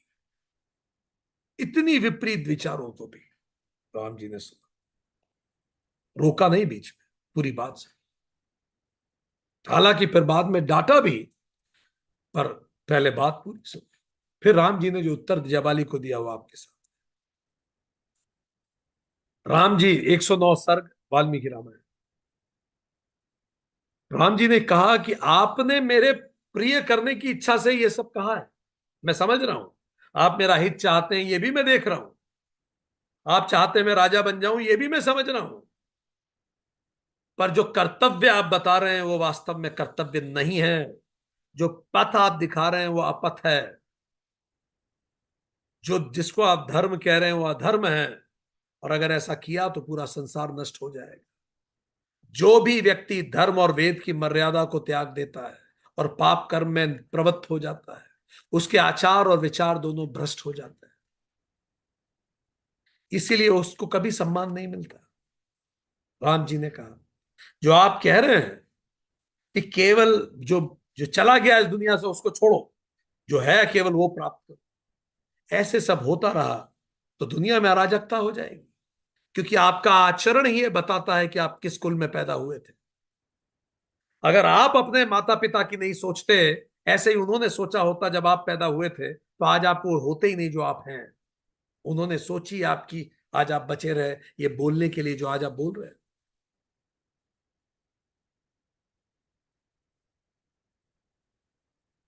आपने जो आचरण बताया है उसे अपनाने वाला पुरुष श्रेष्ठ दिखाई भले दे, पर वो अनार्य होगा, वो अपवित्र व्यक्ति होगा। वो पवित्र दिखने वाला भी अपवित्र होगा। वो आप जो कह रहे हैं बात वैसी नहीं है। आपके द्वारा जो आचरण का मार्ग है वो तो स्वेच्छाचारी है। राजा ने कोई भी वचन लिया हो, राजा ने कोई भी किसी का कोई भी प्रण हो, व्यक्ति अपने वचन तोड़ दे, अपने प्रण तोड़ दे, अपने रिश्ते तोड़ दे, स्वेच्छाचारी जिए। फिर ऐसे तो जिनके पास ताकत होगी, जब वो स्वेच्छा आचरण करेंगे तो फिर तो कमजोरों को खत्म कर देंगे। सारा लोग स्वेच्छाचारी हो जाएगा। क्योंकि अगर मैं स्वेच्छाचारी होऊंगा तो मैं दूसरों को कैसे रोकूंगा स्वेच्छाचारी होने से? अगर मैं अपने वचनों से पलट सकता हूं, अगर राजा अपने वचनों से पलट सकते हैं, तो फिर वचनों की वैल्यू क्या है? फिर रिश्तों की क्या वैल्यू बचेगी? लोग कहेंगे कुछ, करेंगे कुछ और। इसीलिए सत्य का पालन ही धर्म है, सनातन आचार है। सनातन आचार है, राज्य सत्य स्वरूप है। सत्य में ही पूरा लोक प्रतिष्ठित है। संसार में सत्य ही धर्म की पराकाष्ठा है। जो कहा है करो फिर उसे। जगत में सत्य ही ईश्वर है। सदा सत्य के आधार पर धर्म की स्थिति रहती है, और कोई दूसरा परम पद नहीं है। मैं पिताजी के सत्य की मर्यादा भंग नहीं कर सकता, मैं उसका पालन करूंगा। राम जी ने आगे ऐड किया, मनुष्य अपने शरीर से जो पाप करता है उसे पहले मन में आता है उसके पाप, फिर वो मुंह से उस पाप शब्दों को बोलता है, फिर शरीर से वो पाप करता है। तो कायिक, वाचिक और मानसिक 3 तरह के पाप होते हैं। राम जी ने कहा ये विचार भी गलत आना ये पाप, ये मानसिक पाप है। जब आप मुंह पे लाते हैं इस तरह की गलत बातें तो ये वाचिक पाप है, और जब आप कर्म करते हैं तो शारीरिक पाप है। और याद रखना, पृथ्वी, कीर्ति, यश, लक्ष्मी, ये सब सत्यवादियों के पास जाना चाहती है। चलिए हम आप लोगों से पूछते हैं, आप में से कितने लोग घर में ऐसे स्पाउस को चाहते हैं जो आपसे करे कुछ, सोचे कुछ, और जो आपसे कहे कुछ, सोचे कुछ और करे कुछ और ही? कितने लोगों को ऐसा स्पाउस चाहिए जीवन में? हाथ खड़ा करें। आपको अपने ऑफिस में कितने लोगों को ऐसा कलीग चाहिए जो आपसे कहता कुछ हो, सोचता कुछ और, करता कुछ और ही हो? प्यून से प्रेसिडेंट तक आप ऐसे व्यक्ति को नहीं चाहते। इसलिए सत्यवादी पुरुष की ही कीर्ति होती है, यश होता है। नहीं तो असत्य आज नहीं तो कल खुलना ही है। आपका मैनिफेस्टो जो अगर आप नहीं जी रहे हैं, आपने सरकार बनाई, अगर आप उस मैनिफेस्टो को नहीं जिएंगे, कल आप कीर्ति को कलंक लगेगा, सबके साथ हो। इस कर्म भूमि के पास, ये जो कर्म भूमि हमें मिली है जन्म होके, इस कर्म भूमि को जो पाकर जो शुभ कर्म हो, वो जो शुभ कर्म हो उसका अनुष्ठान करना चाहिए। अग्नि, वायु, सोम, सब कर्मों के कारण ही तो वो बने हैं। इंद्र इंद्र क्यों बना? राम जी ने कहा क्योंकि 100 यज्ञ किए हैं उसने, 100 अच्छे कार्य किए हैं उसने। जो ऋषि हैं वो भी तो उग्र तपस्या करते हैं। तो आपको जितने बड़े बड़े पदों पे बैठे हुए लोग दिख रहे हैं, उन्होंने तप किया है, और जो बिना तप किए बड़े पदों पे बैठ गए हैं वो बुरी तरह से गिरने वाले हैं कुछ समय। सत्य, धर्म, पराक्रम, समस्त प्राणियों पर दया, सबसे प्रिय वचन बोलना, अतिथियों और देवताओं और ब्राह्मणों का आदर, यही तो स्वर्ग है। सत्य, धर्म, पराक्रम। केवल सत्य धर्म के साथ मीक नहीं, पराक्रमी बनिए, सामर्थ्यवान बनिए, और उस पराक्रम से दया कीजिए सब। पर वो पराक्रम सर पे न चढ़े, प्रिय वचन बोलिए। और जो भी अतिथि आए, विद्वान हो और देवता हो, देवता जो मेहनती हो, जो लोगों के लिए कुछ करते हो, ब्राह्मण जो ज्ञानी हो, अतिथि उनकी सेवा कीजिए। जो भी ब्राह्मण हैं वे वेदों को प्रमाण मानकर ये सारे कार्य करते हैं। जो धर्म में तत्पर रहते हैं, सत्पुरुषों का साथ करते हैं, तेज संपन्न है, दान करते हैं, किसी प्राणियों से हिंसा नहीं करते, जो सबका मंगल चाहते हैं, वही तो पूजनीय होते हैं। जब उन्होंने कहा कि आपने जो कहा, राम जी ने आगे कहा, आपकी बात सुन के बड़ा दुख हुआ मुझे। राम जी ने कहा, बोला मैं चकित हूं कि दशरथ जी के दरबार में ऐसे कैसे विचार आपके मन में कि जो एक्सपायर हो गए उनकी चिंता छोड़ दो। ये तो वेद विरोधी विचार है। राम जी ने कहा कि ऐसे विचार को दंड भी मिलना चाहिए। ये सुन के वो डर गए। राम जी ने उन्हें बोला भी कि अपने विचारों पे काम कीजिए। फिर उन्होंने क्या कहा, जबाली ने बड़ी महत्वपूर्ण बात की। जबाली कहते हैं, देखिए रघुनंदन, मैं ना तो नास्तिक हूं ना आस्तिक हूं, ठीक? परलोक आदि कुछ भी नहीं है ऐसा मैं नहीं सोचता।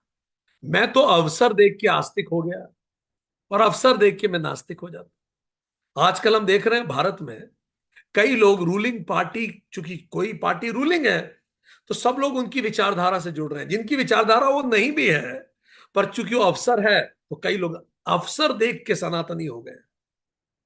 तो अवसर देख के कई लोग बदल रहे हैं। ऐसा भारत में कई जगह देखने में भी आ रहा है। ठीक। तो जवाली किस प्रकार का व्यक्ति है? कह रहा है मेरा कोई मत ही नहीं है, जैसा अवसर वैसा मेरा। ठीक है। तो अवसर देखा तो मैंने बात कह दी, आगे बढ़ते हैं। तो राम जी जवाली संवाद से हमें कई चीजें सीखने को मिलती है। In fact these are important thing. उन राम जी और जवाली के संवाद से हमें क्या चीजें सीखने को मिलती है? Let's learn those things. क्या क्या इंपॉर्टेंट लर्निंग्स है? राम जी ने इतनी महत्वपूर्ण बातें जवाली को बताई, और जवाली ने भी राम जी से महत्वपूर्ण प्रश्न पूछे। क्या क्या we learn from that conversation? Ram ji ने जो कहा, कर्तव्य का रूप देख के भ्रमित नहीं होना, पहली चीज। कई कार्य धर्म जैसे दिखते हैं पर धर्म होते नहीं है। धर्म का आवरण लेके अधर्म कभी मत। तीसरा, वेद की मर्यादा का त्याग पतन का कारण बनता है। आचार ही व्यक्ति की पहचान है। बाहरी पवित्रता पर्याप्त नहीं है, आंतरिक पवित्रता भी होनी चाहिए। राजा का आचरण समाज को प्रेरित करता है। समाज को वैसा आचरण करना चाहिए जैसा राजा आचरण करता है, राजा को वैसा करना चाहिए जैसे वो समाज से चाहता है। सत्य ही राजधर्म का आधार है, सत्य ही धर्म की पराकाष्ठा है, सत्य ही ईश्वर है, सत्य का पालन ही सर्वोच्च प्रतिज्ञा है। और लोभ और मोह से ऊपर उठ के सभी को सत्य निभाना चाहिए। और राम जी ने और बताया कि हर पाप पहले मन में प्रकट होता है, फिर वाणी में, फिर कर्म में प्रकट होता है। विचार, वचन और कर्म तीनों की पवित्रता इसलिए जरूरी है। सत्यवादी व्यक्ति के पास कीर्ति, यश और लक्ष्मी स्वयं आती है। शिष्ट व्यक्ति हमेशा सत्य का अनुसरण करते हैं। मानव जीवन कर्म भूमि है, शुभ कर्म कीजिए। सफलता परिश्रम, तप और सत्कर्म से मिलती है, भाग्य से नहीं मिलती। सत्य, धर्म, पराक्रम और दया स्वर्ग का मार्ग है। मृदुवाणी बोलिए, दूसरों के प्रति करुणा रखिए, यही दिव्यता की पहचान है। देव अतिथि गुरु की सेवा करने से आत्म विकास होता है। वेदों का आधार सत्य, अहिंसा, तप, ध्यान और यज्ञ है। जो दानशील, अहिंसक और मन शुद्ध है वही पूजनीय है। सत्पुरुष संगति और आत्मोन्नति के सर्वोत्तम साधन है। सत्पुरुषों की संगति कीजिए, उससे ही आत्मोन्नत आत्मा की उन्नति होगी। ऐसे लोगों के बीच में रहिए। राम जी ने बड़ी बातें इंपॉर्टेंट बताई। फिर चलते हैं रामचरितमानस में। जवाली प्रसंग समाप्त होता है। सत्य संध पालक श्रुति सेतु, राम जन्म जग मंगल हेतु। गुरु पितु मातु वचन अनुसारी, खल दलु दलन देव हितकारी। गुरु ने कहा, राम जी सत्य प्रतिज्ञ है, वेद और मर्यादा के रक्षक हैं। श्री राम जी का अवतार ही जगत के कल्याण के लिए हुआ है। वे गुरु, पिता, माता के वचनों के अनुसार चलते हैं। दुष्टों के दल का नाश करने वाले देवताओं के हितकारी हैं राम। राखे राम रजाई रुख, हम सब कर हित होई। समुझी सयाने करहु, अब सब मिली सम्मत होई, सम्मत सोई। अतएव गुरु ने कहा, राम जी की आज्ञा के अनुसार काम करो। तुम वो जो कर सोचे उसी में सबका हित होगा। सब कहूं सुखद राम अभिषेको, मंगल मोद मूल मग एको। के ही विधि अवध चलई रघुराऊ, कहू समझी सोई करई उपाऊ।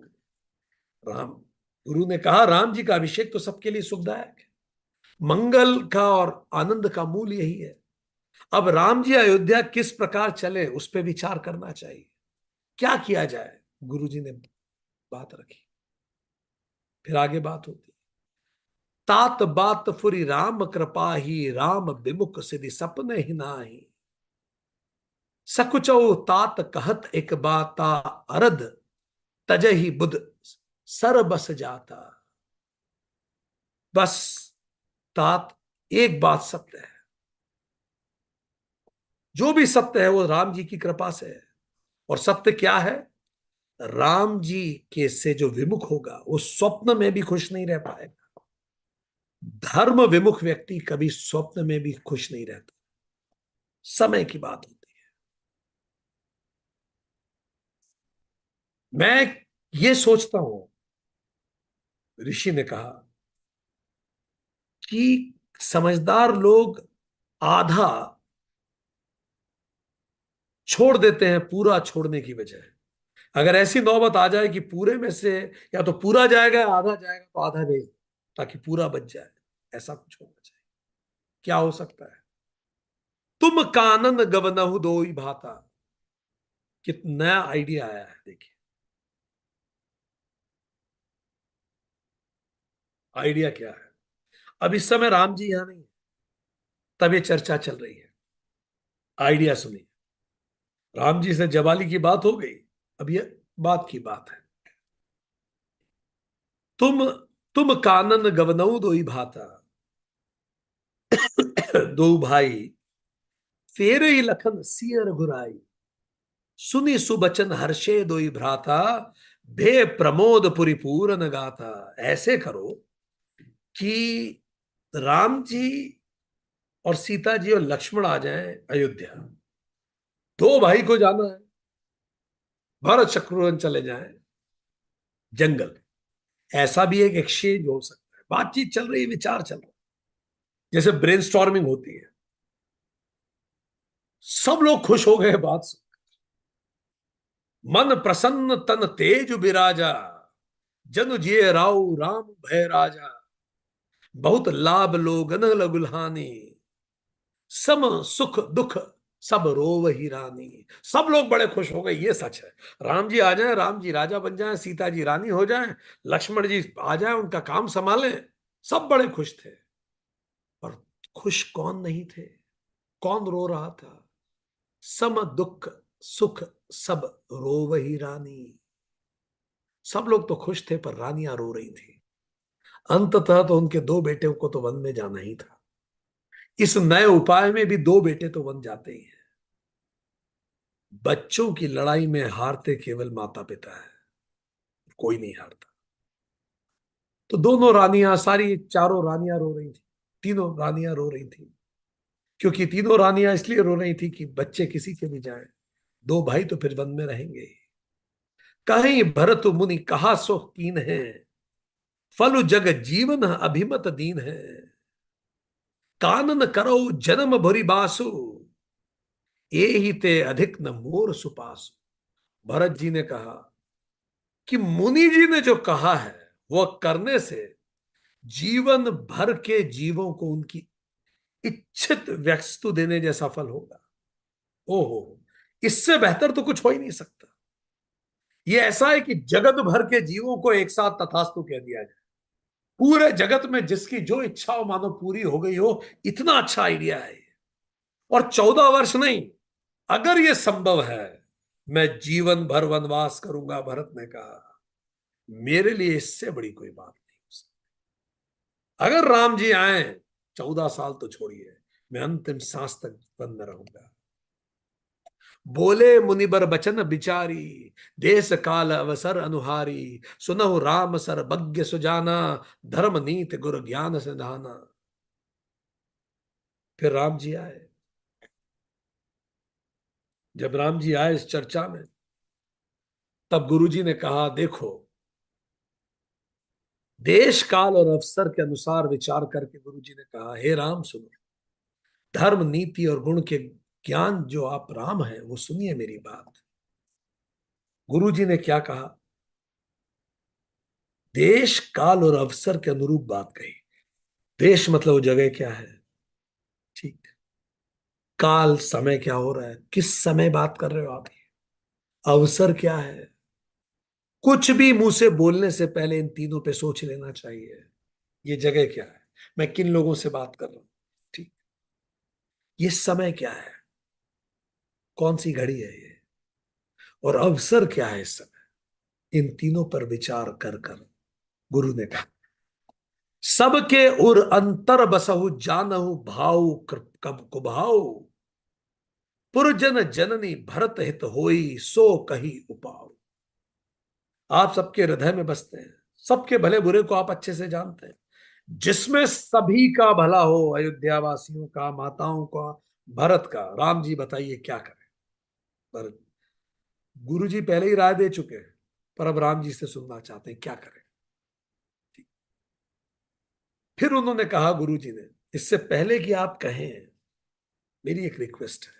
भरत विनय सादर सुनी, करई विचारु बहोरी। करब साधु मत लोक मत नृपनय निगम निचोरी। पर इससे पहले कि आप बताएं कि हम लोग क्या करें, आप भरत की पूरी बात सुन लीजिए, उस पर विचार कीजिए। फिर साधु मत, लोक मत, राजनीति, वेद मत, इन चारों के अनुसार जो उचित लगता है वो कीजिए। तो दो बातें कही। पहले सुन लीजिए सामने वाले पक्ष को पूरा। कैसे सुने? Compassionate, non judgemental, patient listening दीजिए।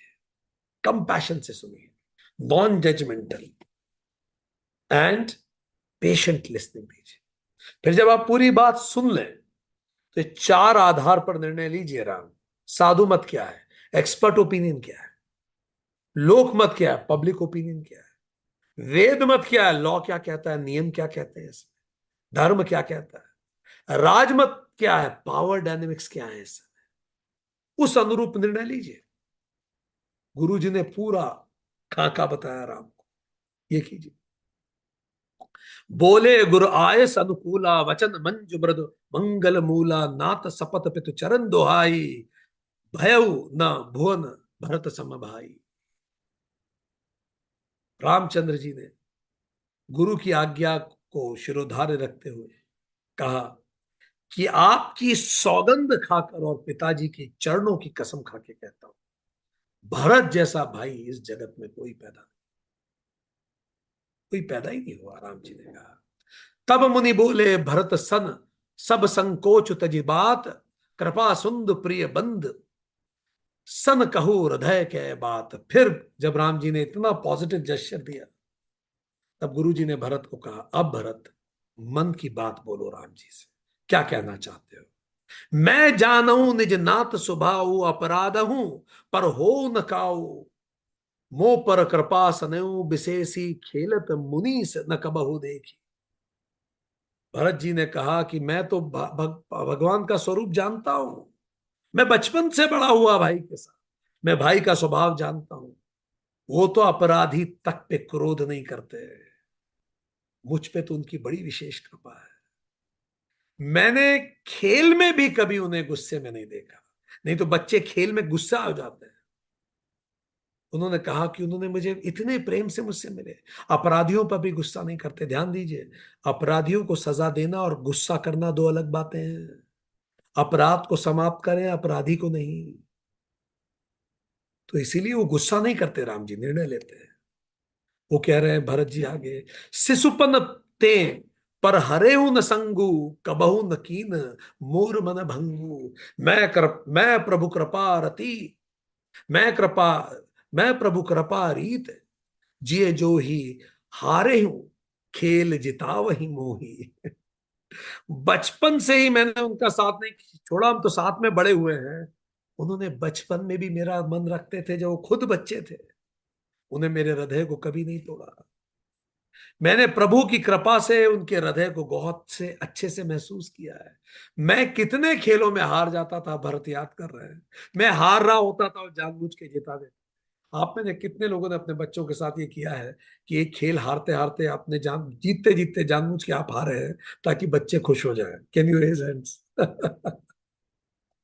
सो कह रहे हैं कि I also did it many times. So वो कह रहे हैं कि वो तो मुझे हारता हारता जिता देते थे। जब हम प्रभु का काम करते हैं ना, तब प्रभु हमें हारते हारते भी जिता देते हैं। भरत वही कह रहे हैं, वो तो हारते हारते जिता देते हैं, हारों का सहारा है वो। महु सने सकोच बस, सन्मुख कहीं न बैन, दर्शन त्रपित न आज लगी, प्रेम पियासे न। मैंने आज तक भाई के सामने, भैया के सामने कभी मुंह नहीं खोला। प्रेम के प्यासे मेरे नेत्र आज तक प्रभु दर्शन से तृप्त नहीं हुए। विधि न सके सही मोर दुलारा, नीच बीच जननी में सपारा। यहू कहत मोहि आज न शोभा, अपनी समझ साधु सुच को भा। पर विधाता को हम लोगों का प्रेम नहीं स्वीकार था शायद, उसने माता के बहाने हम में अंतर डाल दिया। यह भी कहना आज ठीक नहीं है कि माता ने यह सब किया हुआ है, क्योंकि अपनी समझ से कौन साधु पवित्र हुआ है। सबको लगता है मैं कह दूं कि मैं पवित्र हूं, माता खराब है। नहीं, अपनी सोच में तो हर व्यक्ति पवित्र है। मैं भी खुद को पवित्र घोषित कर दूं कि ये माता के कारण हुआ है। देखिए, भरत जी ने कहा आपस में शब्द को हमेशा, शब्दों की मर्यादा बनाए रखिए रिश्तों में। उन्होंने कहा भाई के सामने मुंह नहीं खोला मैंने कभी। ध्यान रखिए रिश्तों में शब्दों की मर्यादा बनी रहे। उसके लिए चार काम कीजिए: समय, श्रवण और संवेदना। समय दीजिए, समय जब आप देते हैं, श्रवण कीजिए और संवेदना रखिए उनके प्रति। अपने आप रिश्ते सुधरेंगे, आगे बढ़ेंगे। मातु मंद में साधु सुचाली, उर अस आनत कोटि कुचाली, फरई की कोदेव बाली सुसाली, मुक्ता प्रसव की सम्मुख काली। माता नीच और मैं सदाचारी और साधु हूं, ऐसा हृदय में लाना ही करोड़ दुराचारों के समान है।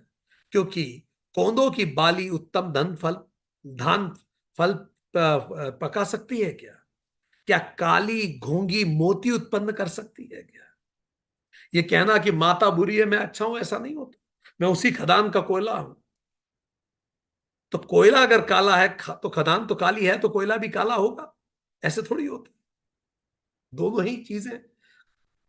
अगर अगर मैं कोयला हूं तो फिर खदान ही है वो।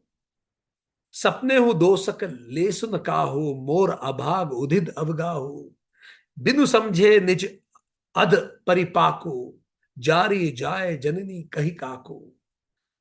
स्वप्न में भी मैं किसी को दोष नहीं देता अब। मेरा अभाग्य है, मेरे पापों के ये कर्म रहे होंगे। मैंने माता को इतने कटु वचन बोले, मैंने यूं ही बोले उन्हें इतने कटु वचन। भरत कह रहे, देखिए राम जी का प्रभाव देख रहे हैं, क्या क्या नहीं बोला उन्होंने कैकेयी को। पर वो कह रहे हैं मैंने माता को गलत वचन बोल दिए, मैंने यूं ही बोले। भरत कह रहे हैं किसी को दोष नहीं दे सकते, मेरे ही कर्म फलित हो रहे हैं। We have nobody to blame. Take control your life in your own hands. कोई को ब्लेम नहीं कर सकते आप। आगे बढ़ते हैं। भरत जी कहते हैं, साधु सभा गुरु प्रभु निकट, कहूं सुथल सति भाव, प्रेम प्रपंच की झूठ फुर जान ही मुनि रघुराव। साधु की सभा में, गुरु के समक्ष, तीर्थ स्थान के पास में मैं सत्य भाव से कहता हूं, ये प्रेम है, झूठ है या सच है, ये बात मेरे अंदर जो है, ये बात केवल दो लोग जानते हैं।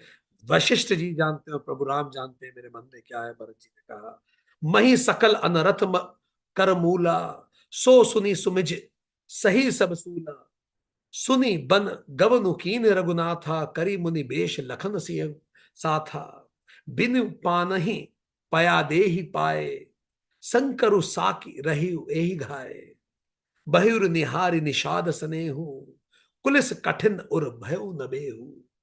भरत जी कहते हैं मैं हूं सारे अनर्थों का मूल। ये मैंने महसूस किया है। मेरे ही कारण भगवान, भाई लक्ष्मण और सीता जी मुनियों के वेश के तहत नंगे पैर पैदल चल के वन चले गए। ये सुनकर शंकर जी साक्षी हैं।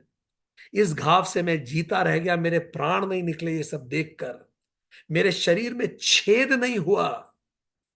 मुझे शर्म आती है सोच के मैं मर क्यों नहीं गया। मैं इसका दोषी हूं।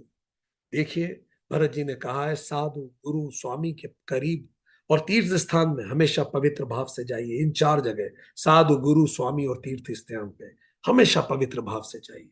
और देखिए भरत के थॉट्स का इवोल्यूशन हो रहा है। पहले ही वॉज ब्लेमिंग अदर्स, अब ही इज ब्लेमिंग सेल्फ। धीरे धीरे देखिए कैसे और इवॉल्व होते हैं। अब वो किसी और को ब्लेम नहीं कर रहे हैं, केवल खुद को ब्लेम कर रहे हैं। अब देखते हैं भरत कैसे इवॉल्व होते हैं। सो आज के लिए इतना ही। भरत जी के इवोल्यूशन को हम अगली बार देखेंगे, क्योंकि अगली बार राम जी बात करना शुरू करेंगे। हमने देखा आज राम जी जवाली संवाद हुआ, हमने राम जी के उन 15 प्रश्नों को देखा, हमने राम जी के उन 14 डोंट्स को समझा, और हमने भरत राम के प्रेम की अलग पराकाष्ठा भी आज देखी। आज के लिए इतना ही। आपने क्या सीखा लिखिए, हमने क्या सीखा हम आपको बता रहे हैं। चैट बॉक्स में लिखिए। धर्म सत्य और आचरण के आज हमने सिद्धांतों पे बात की। कर्तव्य का रूप देख के भ्रमित ना हो। जो कार्य धर्म जैसा लगे वो हमेशा धर्म नहीं होता। विवेक से निर्णय कीजिए। धर्म का आवरण लेके अधर्म न करें। वेद मर्यादा का त्याग पतन का कारण बनता है। आचार व्यक्ति की पहचान है। बाहरी पवित्रता पर्याप्त नहीं है, आंतरिक रूप से भी पवित्र होना इंपॉर्टेंट है। राजा का आचरण समाज के मापदंड स्थापित करता है। सत्य ही राजधर्म का आधार है। सत्य ही धर्म की पराकाष्ठा है। सत्य ही ईश्वर है। सत्य पालन ही सर्वोच्च प्रतिज्ञा है। लोभ मोह के ऊपर उठ के सत्य को निभाइए। सत्यवादी व्यक्ति के पास कीर्ति यश लक्ष्मी स्वयं आती है। शिष्ट व्यक्ति हमेशा सत्य का अनुसरण करता है। वेद का आधार सत्य, अहिंसा, तप, दान और यज्ञ है। जो धर्म के विरुद्ध है उसे नरक में भी जगह नहीं मिलती। जो राम विरुद्ध है उन्हें नरक में भी जगह नहीं मिलती। धर्म धर्म विमुख को सपने में भी सिद्धि नहीं मिलती। कर्म फल और जीवन की उत्तरदायित्व की भी बातें हुई। हमारा कर्म ही हमें यहाँ भोग के जाना होता है। जीवन, मानव जीवन कर्म भूमि है। शुभ कर्म ही इसका धर्म है। सफलता परिश्रम तत्व और सत्कर्म से मिलती। सफलता परिश्रम तत्व और सत्कर्म से मिलता है, भाग्य से नहीं मिलती सफलता।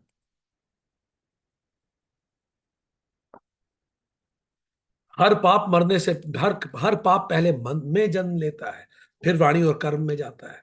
इसीलिए विचार वचन और कर्म तीनों में पवित्रता जरूरी है। We have nobody to blame. Take control of life in your own hands. Evolution of thoughts कैसे होते हैं? Blaming others, blaming self and blaming nobody. नेतृत्व, निर्णय और न्याय के सिद्धांत क्या है? नेता के गुण हैं धर्म सेतु हो और दया का धाम हो, निर्णय देश काल और अवसर अनुरूप हो, साधु मत, लोक मत, वेद मत, राज मत, सब पर विचार करके निर्णय लेने चाहिए। अपराधी को सजा देना अलग बात है और उसको क्रोध करना अलग बात है। अपराध से आप करें, अपराधी को नहीं। संबंध, संवाद, व्यवहार के सिद्धांत भी थे। आपस में शब्दों की मर्यादा बनाए रखें, उसके लिए समय, श्रवण और संवेदनाएं दें। बच्चों की लड़ाई में हारते केवल माता पिता हैं और कोई नहीं हारता। करुणा, भक्ति और मानवता के भी मूल्य थे। सत्य, धर्म, पराक्रम और दया स्वर्ग के मार्ग हैं। मृदुवाणी और दूसरों के प्रति करुणा दिव्यता की पहचान है। देव अतिथि गुरु की सेवा से आत्मोन्नति होती है। दानशील, अहिंसक और शुद्ध चरित ही पूजनीय होता है। Compassionate, non judgement and patience listening is a must. जब हम प्रभु का कार्य करते हैं तो प्रभु हमारे हारने पर भी हमें जिता देता है। भक्ति का बल, भगवान अपने भक्त के वश में आ जाते हैं। अहंकार का पतन, ऋषि जैसे ज्ञानी जो होते हैं, ये हम अगले सेशन में पढ़ेंगे कि कैसे भक्ति का बल और अहंकार का जो बातें हैं वो सब अगले सेशन में पढ़ेंगे। आज के लिए इतना ही। Thank you very much.